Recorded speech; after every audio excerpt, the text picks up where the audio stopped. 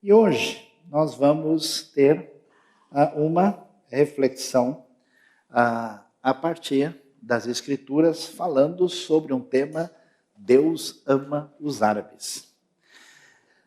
Eu não sei como é que tem sido a sua experiência, mas eu fiquei impressionado. Tivemos agora uma boa oportunidade de conhecer diversos lugares na Europa, numa viagem falando sobre a Reforma Protestante, e foi assustador ver numa igreja a figura ridicularizando os judeus que viviam naquela cidade, onde no alto da construção da igreja aparece um rabino atrás de um porco, como que se fosse se alimentar do porco e tentando com isso ridicularizar os judeus que passavam por ali, porque era o caminho deles. Isso até recebeu um nome na história.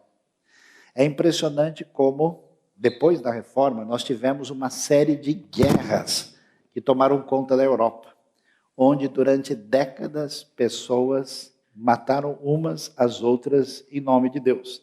Claro que o ser humano sempre matou, independente de religião ou não, mas parece que muitas vezes o uso da ferramenta sagrada torna a coisa mais complicada. E hoje nós vivemos num mundo bastante tumultuado, num mundo onde as coisas estão fora do lugar, e nessa perspectiva a gente corre o risco de ter uma visão equivocada da realidade, e por isso é tão importante hoje, especialmente quando a gente está pensando naquilo que Deus tem feito. Vocês viram o nosso vídeo de abertura, é uma coisa impressionante essa igreja que tem próximo do Cairo, onde se reúne até mais de 7.000 pessoas proclamando a Cristo Jesus como Senhor e Salvador, o Messias de Israel e de todo o mundo, e adoram a Deus de uma maneira muito especial. Aliás, a gente não faz ideia o que tem acontecido de extraordinário no mundo árabe, em outros lugares, que a gente não imagina daquilo que Deus tem feito. Então, pensando sobre isso, vamos aí observar uma realidade do que a gente chama de mundo árabe, que não é a mesma coisa que mundo islâmico.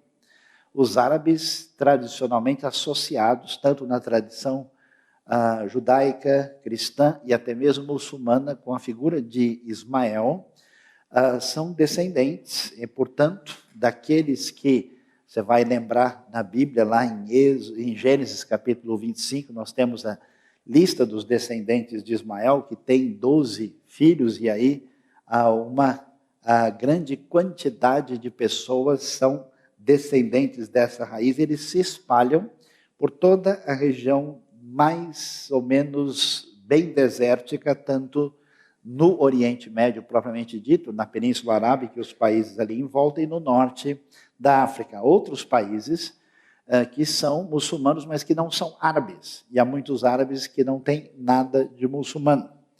E, portanto, a gente vai descobrir, não sei se você sabia disso, mas apenas 20% dos muçulmanos do mundo são árabes. Se calcula aí mais ou menos, o número é um pouquinho complicado, a gente tem uns 300 milhões de árabes, mas temos uma quantidade de descendentes de árabes no mundo todo, inclusive no Brasil, né, que é um dos países que recebeu. Nosso presidente atual é de origem árabe, uma grande colônia. Vários países das Américas têm pessoas que são descendentes de árabe, como também muitos países da Europa. Mas a grande maioria dos muçulmanos, de cada 5, somente um é árabe.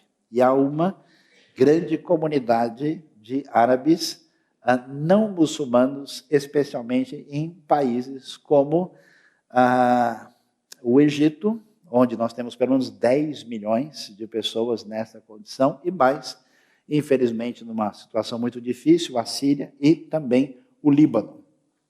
E, portanto, o que a gente pode observar? Nós vamos conseguir ter uma ideia mais objetiva e clara daquilo que envolve o início dos árabes e o que muitas vezes é lido e é usado de maneira confusa, equivocada e não conforme a orientação do texto bíblico, fazendo com que a nossa proposta missionária, a nossa relação de fraternidade, a nossa maneira de lidar com a questão seja prejudicada. Aí você pode ver, vai se lembrar que Abraão, esposo de Sara, originalmente Sarai, ela tem uma serva, que nós vamos ver um pouquinho a história, Agar, e então Ismael é a origem aí da descendência dos árabes, conforme toda a tradição. O que a gente vai descobrir? Nós vamos ver a história de Agar em Gênesis 16, e a história é bastante interessante, e geralmente a gente não consegue entender bem o texto bíblico, porque a gente tem um ponto de partida, uma referência, que não está em sintonia com o que o texto quer dizer.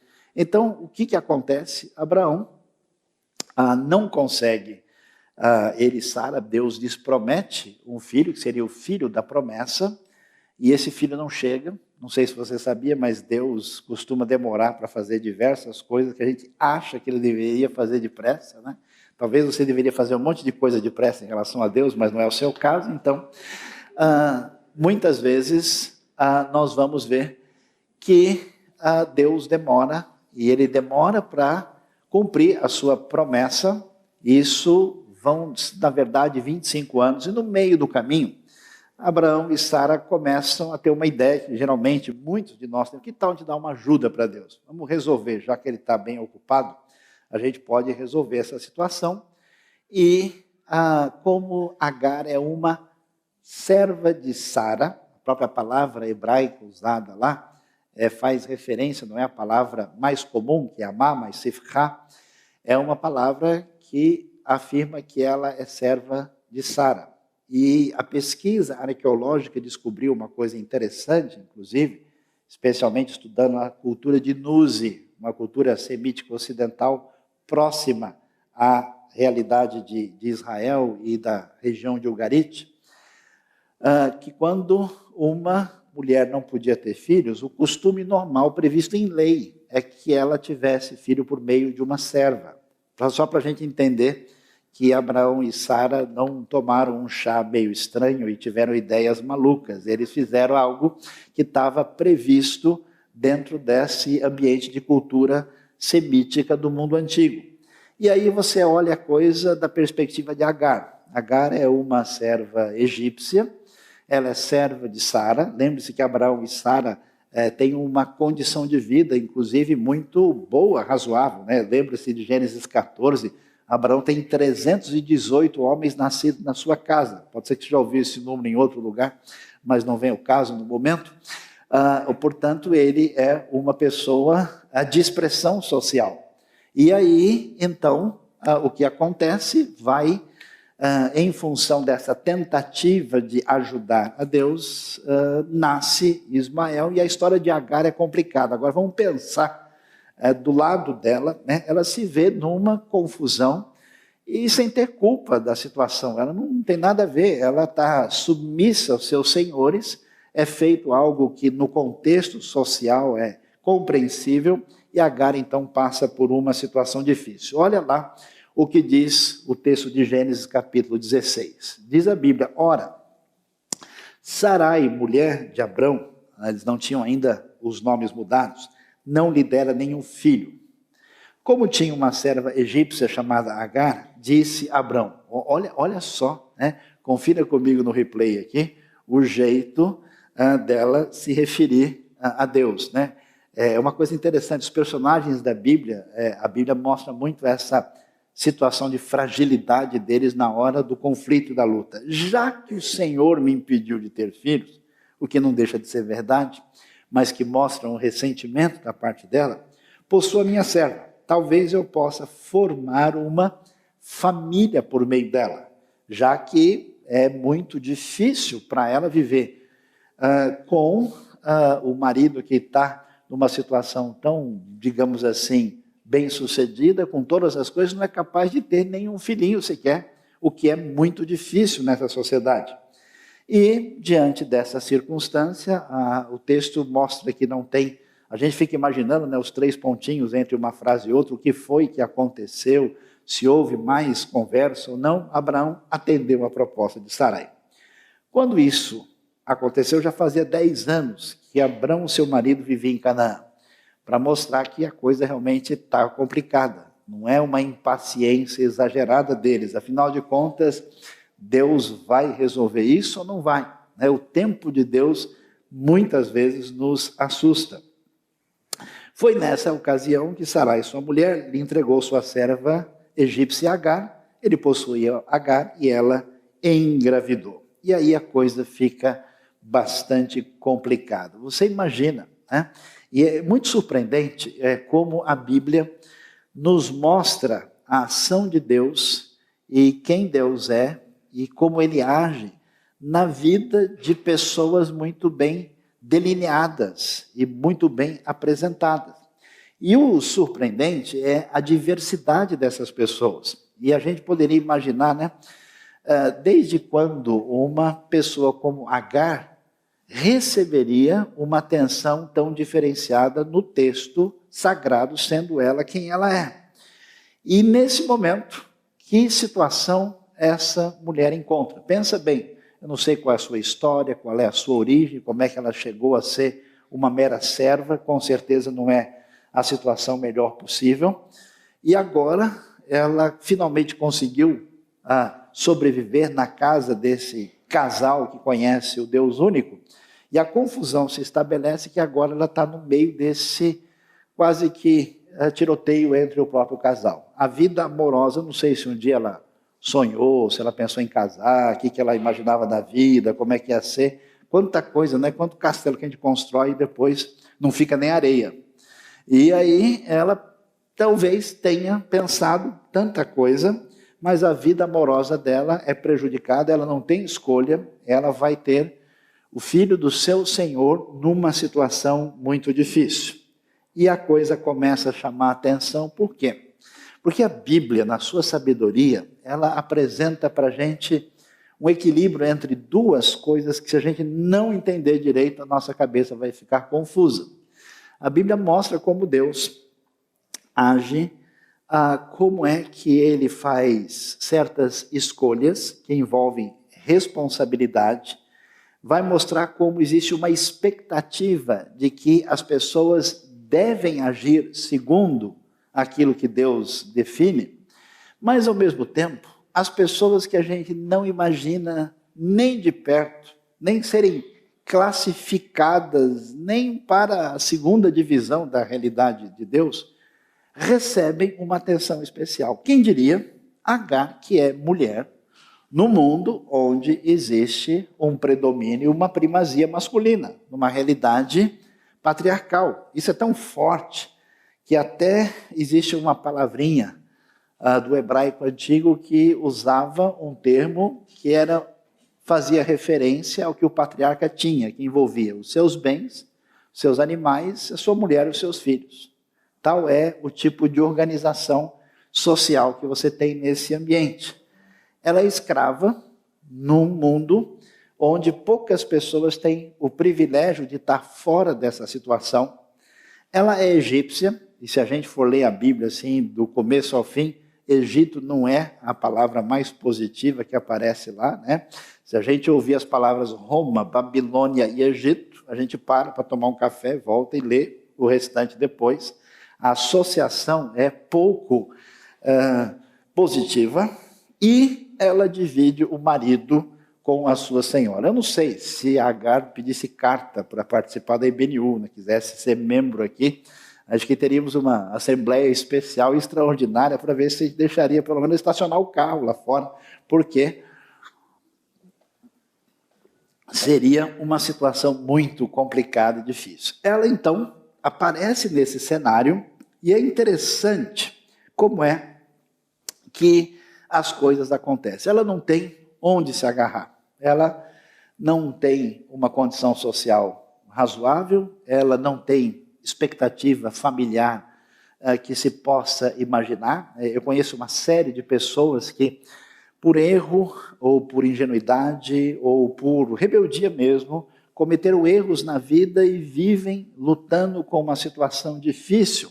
E, às vezes, o próprio povo de Deus, que deve ser essa referência da cura, da terapia, do resgate das pessoas, muitas vezes é o povo que menos tem condição de lidar com isso, porque talvez não tenha lidado tão bem nem com seus próprios erros. E ela vai se tornar mãe e, adivinhe só, vai cometer um erro fatal. Se tudo estava complicado, será que não tem jeito de deixar o contexto ainda piorado? Vamos ver, né, o que acontece no cenário. Como eu gosto de dizer, né, no fim da luz tem mais um túnel, a coisa se complica terrivelmente para o lado de Agar. O que a gente vai ver? Quando ela se viu grávida, começou a olhar com desprezo para sua senhora. Quer dizer, ela não tem nada. A única coisa que ela tem é a vantagem de ter um filho. E pelo menos, se a sua senhora abusa dela, maltrata, faz o que for, trata com rispidez, né? Imagine o cenário, isso dá filme, né? De rivalidade e conflito que surge aí entre Agar e Sara. Quando ela percebe pelo menos uma situação razoavelmente de vantagem, então ela vai pelo menos tentar estabelecer-se em cima dessa sua vantagem. Então ela começa a olhar com desprezo para sua senhora. A senhora pode ser a dona, mas quem tem o nenê sou eu, né? Você pode mandar no que você quiser, mas só eu tenho o filho do Senhor. Então, Sarai disse a Abrão, e a coisa pega fogo, fica complicada, fica difícil, caia sobre você a afronta que venho sofrendo. Quer dizer, imagina a cabeça do Abraão, com tanta coisa para resolver, né?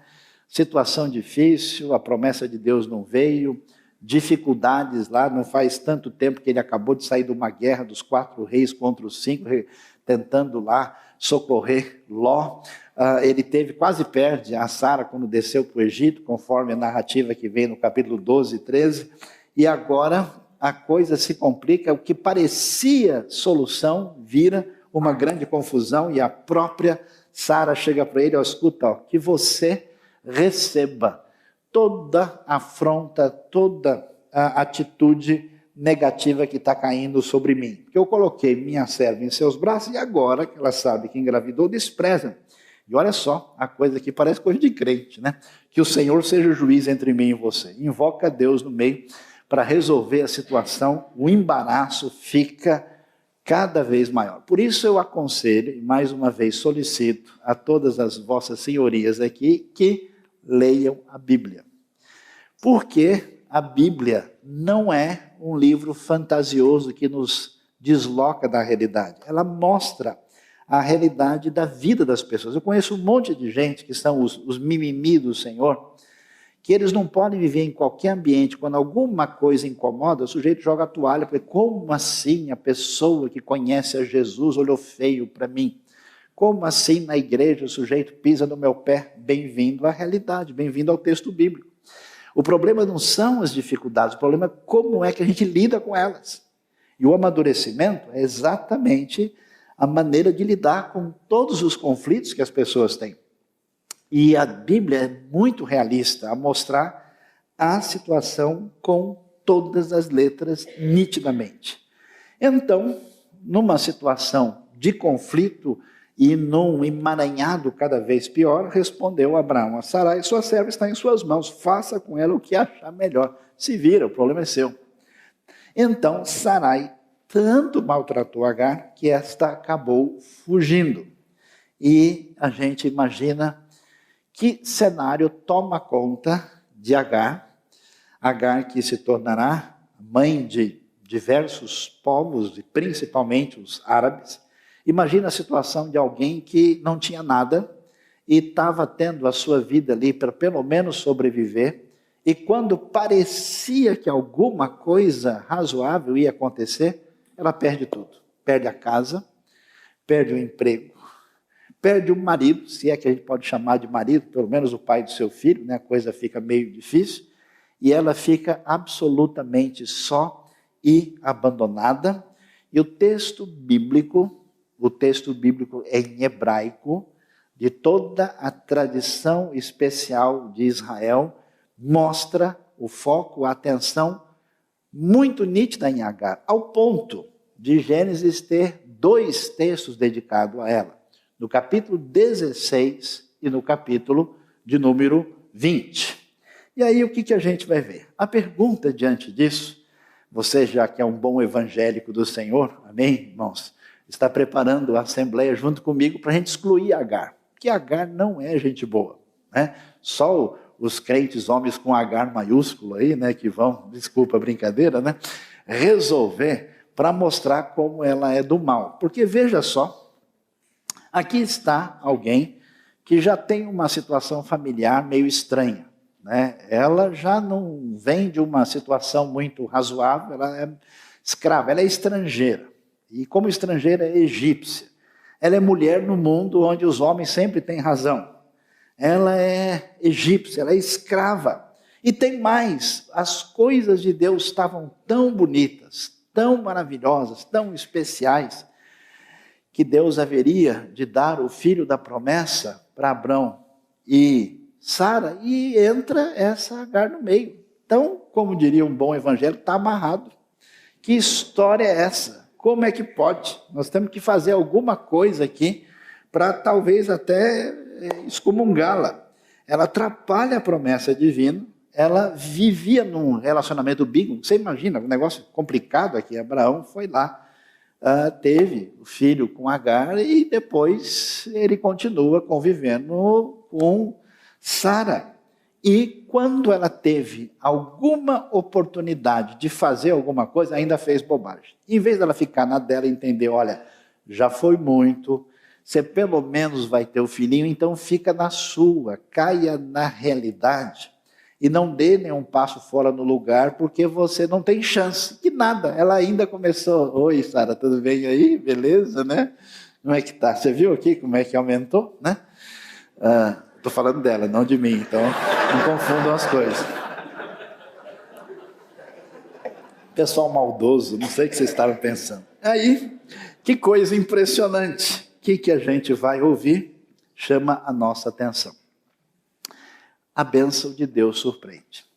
Se a gente olhar Agar para aquilo que a gente deveria esperar, porque de fato Deus tem uma aliança especial e particular com Abraão que se cumprirá por meio de Isaac. Essa aliança, ela se estabelecerá com Israel e ela tem o desdobramento na aliança que vai trazer o Messias ao mundo. Mas isso não significa, como alguém poderia imaginar, que se Deus, porque Deus tem uma aliança específica e diferenciada com Israel, que Deus está de mal da humanidade. Não existe essa ideia em lugar nenhum. Não existe uma ideia na Bíblia, nem de rejeição ao povo judeu, e nem uma ideia de que, porque Deus tem aliança com Israel, que Romanos 11 vai dizer que é irrevogável, não quer dizer que os outros povos e qualquer nação não seja amado e não esteja no horizonte da ação divina. Essa polarização complicada que é o problema. Então, o que acontece? Apesar de Agar não ter absolutamente nenhum ponto favorável, né, a contagem de milhas dela é igual a 0, o seu saldo está mais do que negativo, ela não tem nada para oferecer, parece comigo e com você, olha que legal, né? Nessa circunstância, o que acontece? Olha que coisa extraordinária e especial. Eu jamais imaginaria que Deus fosse atrás de Agar se eu não tivesse lido a história. Quando você vê alguém que faz bobagem, burrada, o que você tem vontade de fazer? Agora deixa. O cara é burro mesmo. Falamos 10 vezes, ele resolveu fazer isso. Agora, qual é a resposta certa na nossa religião? O problema é dele. O problema é dela. Agora se vira. Às vezes fala até para os filhos, né? Faz uma boa. Agora vai lá. Você se vira, não quero conversa com você agora. Pois é, meus queridos, Deus vai atrás de Agar e promete abençoá-la. Isso surpreende a gente. Por quê? Porque o Deus da graça bendita que nós celebramos, desse amor incondicional demonstrado na pessoa do Messias Jesus, esse Deus é o Deus que age nas páginas de toda a Bíblia e também no Antigo Testamento, nos livros da lei. Então, olha que coisa, é de arrepiar, porque presta atenção. Existe na Bíblia uma expressão chamada o anjo do Senhor. Esse anjo do Senhor, às vezes, é um mensageiro de Deus. As traduções mais bem pensadas, elas até fazem uma distinção se esse anjo é com letra maiúscula ou minúscula. E quando a gente vai olhar corretamente, aqui a NVI coloca: o anjo do Senhor encontrou Agar perto de uma fonte no deserto. Quando o texto está com letra maiúscula, esse anjo, que acontece em diversas passagens, isso é tecnicamente chamado de teofania. É um anjo que é o próprio Senhor. Tanto é que em várias ocasiões esse anjo do Senhor recebe adoração. Portanto, o anjo do Senhor, imagina só, quem diria, uma pessoa como Agar em toda essa situação, encontra Agar perto de uma fonte no deserto, no caminho do Sur, e perguntou-lhe: Agar, serva de Sarai. Olha só, e isso me surpreende, porque como é que ele identifica, né? Identifica exatamente pela sua condição, que eu diria que seria a pior identificação possível, né? Porque identifica pela sua situação social desvantajosa, exatamente fazendo referência à sua senhora de quem ela está fugindo. De onde você vem? Para onde vai? Como se Deus não soubesse, né? Eu gosto desse lado especial de Deus, em que ele não força nada. Ele: bom dia, tudo bem aí? A pessoa está só o caco, né? Mas ele quer que ela responda. Algum problema, né? Como é que está? Então, ela responde: estou fugindo de Sarai, a minha senhora. Disse-lhe então o anjo do Senhor: volte, olha só, a sua senhora e sujeite-se a ela.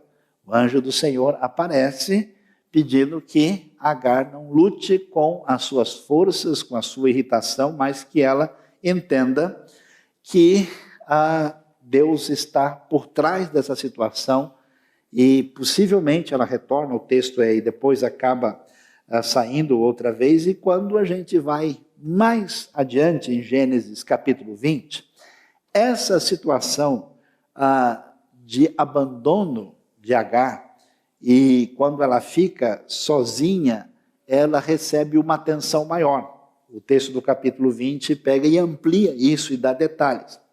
Na manhã seguinte, diz o verso 14, Abraão pegou alguns pães e uma vasilha de couro cheia d'água. Alguns até acham que ela volta e acaba sendo enviada de novo, ou talvez os dois episódios sejam um só.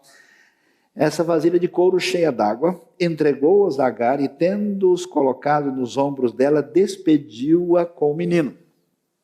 Ela se pôs a caminho e ficou vagando pelo deserto de Berseba, na parte sul de Israel, na região quando começa o grande deserto que vai até o Mar Vermelho. E aí, quando acabou a água da vasilha, ela deixou o menino debaixo de um arbusto e foi sentar-se perto dali, à distância de um tiro de flecha, porque pensou: não posso ver o menino morrer. Sentada ali perto, começou a chorar. Você imagina o cenário, né, de alguém que tem essa vida tão atribulada, que no momento de desconforto em relação às suas atitudes, comete um erro e tem todo esse desdobramento. Agora, como acontece com tantas pessoas nos dias de hoje, que em função dos descompassos da vida, dos problemas internos, se colocam, estão numa situação de isolamento total. Tudo aquilo que ela poderia esperar da vida se foi, e agora a única coisa que ela tem é o Ismael, e parece que ele vai morrer na frente dela. Isso é muito interessante, porque a Agar deve ter conhecido um pouco mais sobre esse Deus único, através, inclusive, da vida do próprio Abraão, a quem Deus se revelou. Lembre-se que Abraão, inicialmente, é mostrado na Bíblia, veja Josué capítulo 24, verso 2, a sua família não conhecia o Deus verdadeiro, eles eram idólatras como os demais povos. Ela conhece alguma coisa e agora se vê nesse cenário, abandonada, sozinha, tendo alguma ideia sobre Deus, é interessante que ela nem cogita qualquer tipo de ação religiosa. Agar então orou e pediu ao Deus Criador, ao Deus dos céus, e aí ela fez isso. Não, ela simplesmente, como muitos de nós, na hora que tudo parece dar errado, sentou ali e começou a chorar. Pelo menos eu não quero ver o meu filho morrer. Aí o texto especial, o texto do capítulo 16, enfatiza o nome do Senhor. O capítulo 20 enfatiza a palavra Deus. E diz: Deus ouviu o choro do menino, e o anjo de Deus do céu chamou Agar e lhe disse: o que aflige Agar? Não tenha medo. Deus ouviu o menino chorar, lá onde você o deixou. Levante o menino e tome-o pela mão, porque dele farei um grande povo. Então Deus lhe abriu os olhos e ela viu uma fonte. A gente nunca vai saber se a fonte estava lá o tempo todo e ela, na sua loucura, não podia enxergar. A gente não sabe se é uma coisa milagrosa da parte de Deus, permite que essa fonte apareça e se manifeste naquele momento. E ela foi até lá, encheu de água a vasilha e deu de beber ao menino, e de maneira extraordinária, sob a intervenção direta de Deus, no momento de desespero maior, Ismael é salvo. O que é impressionante e surpreendente observar na bênção de Deus que atinge Agar, a mãe dos povos árabes. Deus se importa com ela. Deus se importa a ponto de ir atrás de Agar de maneira decidida. Quando a gente fica tomado de sentimentos negativos, ou coleciona ideias sobre a gente, como eu não fui a pessoa que eu achei que eu deveria ser, como na minha família tem uma série de complicações, como eu tomei decisões erradas na vida, como algumas coisas aconteceram que tiraram o controle que eu achei que eu tinha sobre a vida, eu tenho uma sensação que Deus até existe, faz alguma coisa, mas com os outros, comigo não. Isso não é verdade. Deus age em favor da gente. Exatamente, Deus chegou na hora Agar, né? Ele, perfeito, excelente. Deus se importa com a mãe Agar e Deus se importa com o filho Ismael. É tão bonito, né, ver o Senhor, Criador dos céus e da terra, e atrás de ouvir a sensibilidade do texto. Deus ouviu o choro do menino, né? A Bíblia nem descreve a coisa de maneira abstrata. Deus não queria permitir que uma vida se fosse. Deus quis evitar um desastre. Não, a expressão é: ouviu o choro do menino na sua relação interpessoal profunda. Deus traz salvação. Salva Agar, que não tem nada a oferecer, que é indigna, que tem a vida completamente enrolada, assim como Deus ama você e está atrás da sua vida. Agar conhece a Deus na maior crise pessoal da sua vida. Às vezes a gente pergunta, né, por que Deus machuca a gente? Por que Deus permite? Por que Deus dificulta as coisas? Ele poderia chegar lá antes da mulher ir para o deserto, no meio do caminho, a fazer lá um pit stop celestial, abrir, né, uma espécie de parada divina, auxílio imediato, né?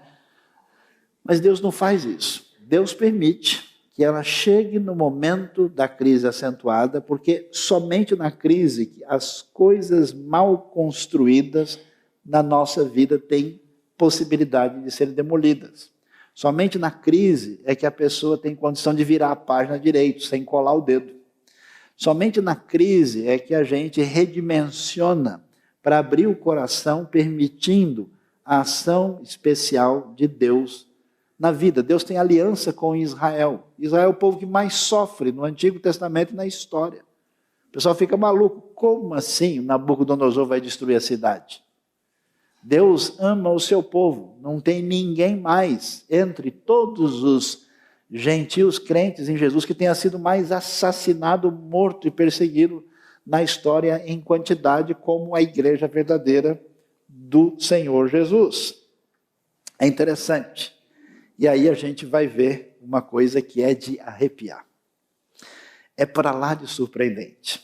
Este foi o nome que é muito comum, né? Na mentalidade bíblica antiga, quando alguma coisa muito importante, a gente tem que dar um nome. Então, a pessoa tem nome, a pessoa muda de nome, o lugar recebe um nome.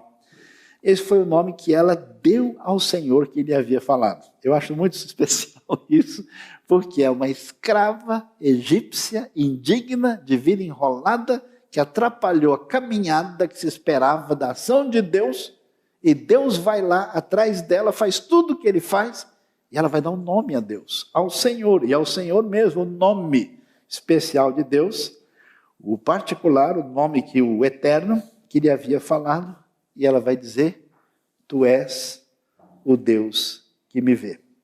Tan, tan, tan, tan.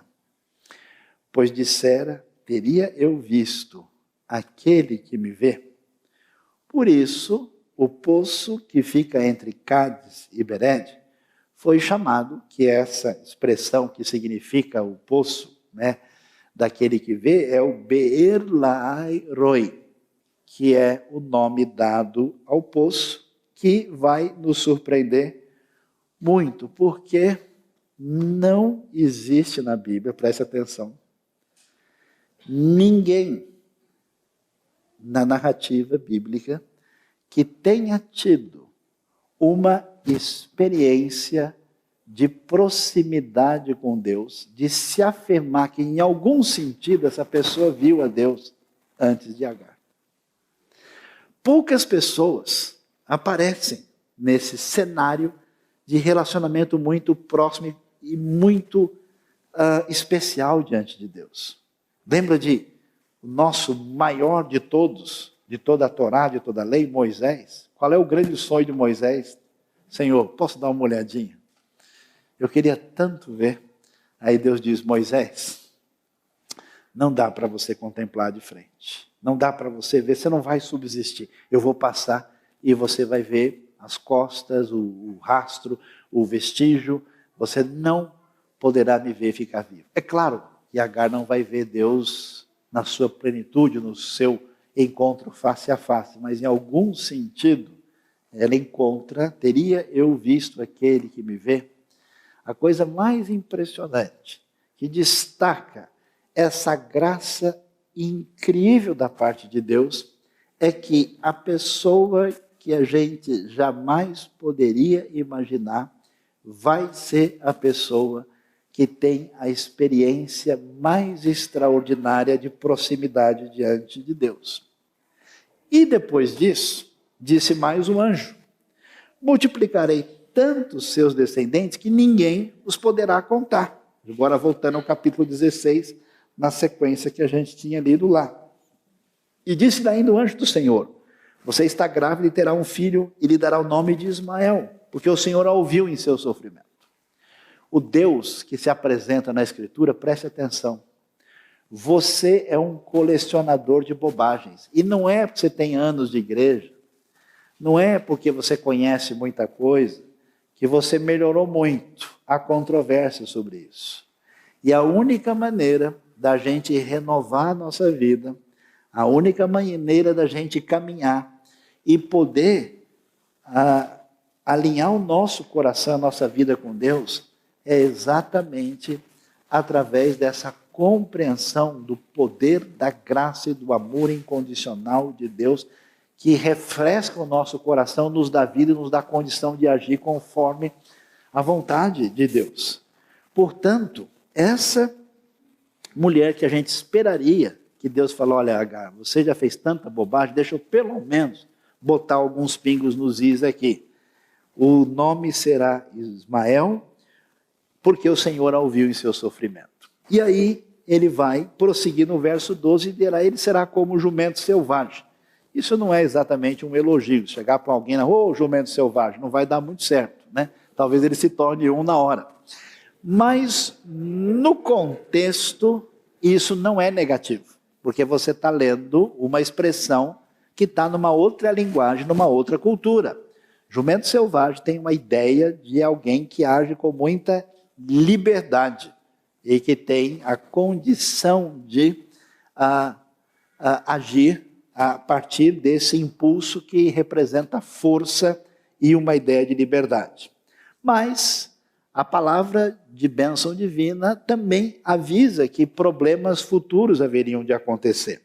Há uma discussão, porque a última parte do versículo 12, ele viverá em hostilidade contra todos os seus irmãos, literalmente viverá em frente de frente a seus irmãos. E, portanto, a frase pode ser traduzida, viverá próximo, né? E aqui não é uma referência exclusiva e específica aos israelitas, porque eles têm outros povos que vão estar em volta e também, de alguma maneira, são próximos, não é apenas Israel. Por que o texto diz, a sua mão será contra todos e a mão de todos contra ele? É possível que, de fato, a ideia é que viverá em hostilidade. Ou seja, esse jumento forte, livre, que vai tentar viver a vida, como acontece no mundo antigo, na sua relação de sobrevivência, ele vai ter muitos conflitos. Não é uma frase, como muitas pessoas imaginam, de maldição, mas é uma frase que mostra a situação de conflito que pode envolver conflitos que atingem a história e a nossa realidade, até mesmo o tempo de hoje. Em Gênesis 20, no versículo 18, vai terminar dizendo, levante o menino e tome-o pela mão, porque dele farei um grande povo. Portanto, a palavra que aparece para Agar, para Ismael e para sua descendência, é uma palavra marcada pela graça e promessa de Deus. É como a história de Caim. Vou colocar um sinal em você. Esse sinal é de maldição. Já houve uma série de tentativas estranhas de achar a maldição de Caim. E, na verdade, aquilo é um sinal de graça de Deus, de proteção, para que Caim tenha ainda chance de arrependimento. E o que acontece? Deus abençoa Agar, a indigna. E abençoa seu filho Ismael, inclusive de modo bastante especial. Ismael se torna uma grande nação, eles foram abençoados e serão mais abençoados no futuro outra vez. Por que é importante a gente perceber isso? Porque nós precisamos, à luz da Bíblia, acompanhar a caminhada da história. Deus tem feito coisas extraordinárias entre as nações. O Espírito está soprando. O poder de Deus se manifesta em vários lugares do mundo e a Igreja de Cristo verdadeira deve estar sintonizada para fazer diferença nesse contexto. Deus sopra com poder hoje sobre Israel, fazendo diferença entre o povo da aliança de maneira como jamais foi vista na história. E o Espírito agora começa de novo a soprar sobre o povo árabe. E Deus está fazendo coisas especiais e extraordinárias que a gente, nos últimos 2 séculos, não viu nem de perto. E é interessante a gente ver isso. Olha que coisa interessante. Isaías, que vai apresentar a razão do julgamento que cai sobre Judá e também sobre Israel. Isaías é um profeta que vai falar de 740 a 680. Ele vai apresentar oráculos contra as nações, mas vai apresentar também palavras de promessa de Deus para o futuro. E olha que nesse horizonte escatológico, a gente não pode aqui talvez detalhar em que medida essa profecia é mais ou menos literal, mas olha o que ela diz em Isaías 19. Naquele dia haverá uma estrada do Egito para a Síria. Os assírios irão para o Egito. A Síria e o Egito são os piores inimigos de Israel que nós temos na Bíblia, além dos babilônios no Antigo Testamento. E os egípcios para a Síria. E os egípcios e os assírios cultuarão juntos, mostrando como aqueles que representavam inimizade, na redenção, vão reconhecer o Deus verdadeiro e cultuar com o povo da aliança. Naquele dia, Israel será um mediador entre o Egito e a Síria. A Babilônia não está aqui, que não tinha surgido ainda. Uma bênção na terra. Olha que coisa impressionante, é de arrepiar. O Senhor dos Exércitos abençoará, dizendo, bendito sejam o Egito, meu povo, a Síria, obra de minhas mãos, e Israel, minha herança. Agar veio do Egito. Isaías 60, falando mais uma vez dessa redenção futura. Palavra enviada a Israel: levante-se, refúgia, porque chegou a sua luz e a glória do Senhor raia sobre você. Depois do julgamento, os profetas vão mostrar como Deus vai agir no futuro para trazer a redenção. Olha, a escuridão cobre a terra, densas trevas envolvem os povos, mas sobre você raia o Senhor, sobre você se vê a sua glória, as nações virão à sua luz e os reis ao fulgor do seu alvorecer. Porque a verdade saiu de Sião e alcançou as nações a partir do Messias Jesus. Olha ao redor e veja, todos se reúnem, vêm a você, de longe vêm os seus filhos, e as suas filhas vêm carregadas nos braços. Então o verás e ficarás radiante, o seu coração pulsará forte, se encherá de alegria, porque a riqueza dos mares lhe será trazida, e a você virão as riquezas das nações. Manadas de camelos cobrirão a sua terra, camelos novos de Midian e de Efá. Midian ao sul de tradicional a povoação dos descendentes de Ismael. Virão todos os de Sabá. Sabá é na região da Arábia, carregando ouro e incenso e proclamando o louvor do Senhor. Todos os rebanhos de Quedar, que também se refere a essa área desértica, se reunirão junto de você, e os carneiros de Nebaiote, um descendente direto de Ismael, conforme você pode conferir lá em Gênesis 25. Serão aceitos como ofertas em meu altar e adornarei o meu glorioso templo. Portanto, o que a gente vai descobrir nessa história? É que essa bênção que vai atingir os ismaelitas e que vai se multiplicar, e que na redenção o poder de Deus vai alcançar muitas dessas pessoas, toda essa história atribulada, difícil, mas também abençoada, começou com a simples e sofrida Agar.